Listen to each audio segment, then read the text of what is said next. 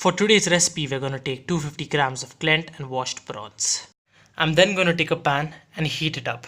Once the pan is hot enough, I'm then going to add 2 tablespoons of ghee. If you don't have ghee, you could also alternatively use oil instead of ghee. Ghee is hot enough, I'm then going to add half teaspoon of cumin seeds. So 2 cardamoms, 4 cloves, 6 to 7 garlic cloves, and 2 sticks of curry leaves. Mixed well with the ghee, then I'm going to add 2 medium-sized onions.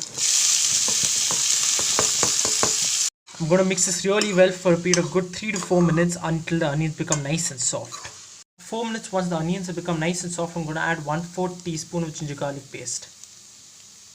Once the raw smell of the ginger garlic paste goes away, I'm then going to add the spices, starting off with 1 teaspoon of red chilli powder, 3/4 teaspoon turmeric powder, half teaspoon coriander powder, half teaspoon cumin powder. I'm going to mix this really well with the onions. Once the spices are mixed really well with the onions, I'm then going to add a puree of 2 tomatoes and 2 green chillies. You could also add say an extra green chilli depending on the spice of the dish. I'm going to mix this well with the onions. So mixing it with the onions, I'm then going to add a little water. You could add the water depending on the consistency of the curry you require. After adding the water, let it cook for a period of 2 minutes. After 2 minutes, I'm then going to add the prawns to the mixture. After adding the prawns, I'm going to mix it with the onions and the tomatoes. After this, I'm going to add the salt as per taste.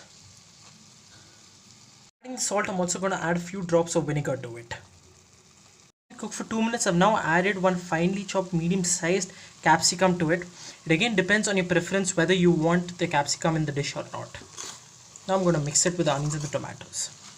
Mixing the capsicum, I'm now going to cover the dish with a lid and let it cook for a period of 3 minutes. So I've now removed the lid, and while we're at it, if you do like the content of this video, please do click on the subscribe button which will pop up right now on the top left of your screen. Some coriander leaves to it. You could also add some lime juice to it, which is also optional and depends on your preference. Now switch off the flame and the dish is ready to be served.